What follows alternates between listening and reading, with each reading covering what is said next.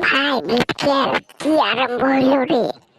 আকাশ তো মনে আছে, আকাশের অবস্থা, আকাশ মনে ভাঙ্গা পড়ে জীবন কি মারছে এত সমুদ্র। ওরে ভাই এখন আর কইস না, আকাশের মনে পেটের অবস্থা ভালো না মনে হয়। এত কি অবস্থা, গরম গারাম করতে থাকে রে। কি যে অবস্থায় মনে আকাশ ভাঙ্গাই পড়ে যাইব নাকি? ভাই বিটকেল, আমি একটা কথা সাবধান করে দিতেছি, কথাগুলি মনোযোগ দিয়া শুন। যখনই বজ্রপাত হয় তখন কিন্তু ঘরের থেকে বাইরে হবি না কিন্তু, বুঝছস? আর যদিও বাইরে থাকস, যদি দেখে এরকম করে বজ্রপাত হইতাছে, তুই সঙ্গে সঙ্গে কিন্তু মাটিতে শুয়ে পড়বি না, বুঝছস? হ্যাঁ, শুয়ে পড়লে কিন্তু একবারে শেষ। আর্থিং হইয়া যদি বজ্র পড়ে শেষ একবারে। তখন কি করতে লাগবো?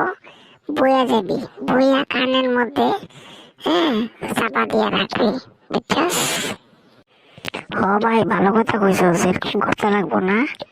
আচ্ছা, 2 নম্বর আরেকটা কথা কই, যখনই দেখবি ঘরের ভিতরে যদি থাকস, কোনো মেটাল জাতীয় জিনিস যেরকম তোর জানালার সামনে টেলিফোন, মোবাইল, টিভি, সুইচ, কারেন্টের সুইচ, এগুলি কিচ্ছু সামনে ধরবি না কিন্তু। বজ্রপাত হইলে কিন্তু মোবাইল সবাই লক করে রাখবি। অনেক সময় বৃষ্টি পড়লে আমরা অনেক সময় পড়াশোনা সাইডে অনেক সময় টিভির মধ্যে গেম সেম দেখি বা মোবাইলে গেম সেম খেলি, এইগুলি কিন্তু করা চলবো না, বুঝছস? খুব সাবধান কিন্তু।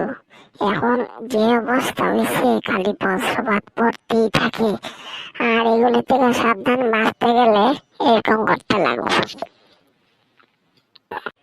হবার তোর থেকে তো বহুত কিছু জানতে পারছি। আমি আমার শ্যামল, রুবি, চন্দন, রূপু সবারে আমি এখন আস্তে আস্তে কয়ে দিম, আর তুই এরকম করে কইতে থাক। বা তো কেউ জানে না, দর্শক শ্রোতারা আপনারা জেনে রাখুন, খুব সাবধান। এখন যে বজ্র পড়তেছে, তাড়াতাড়ি লাইক এবং সাবস্ক্রাইব করে দিন।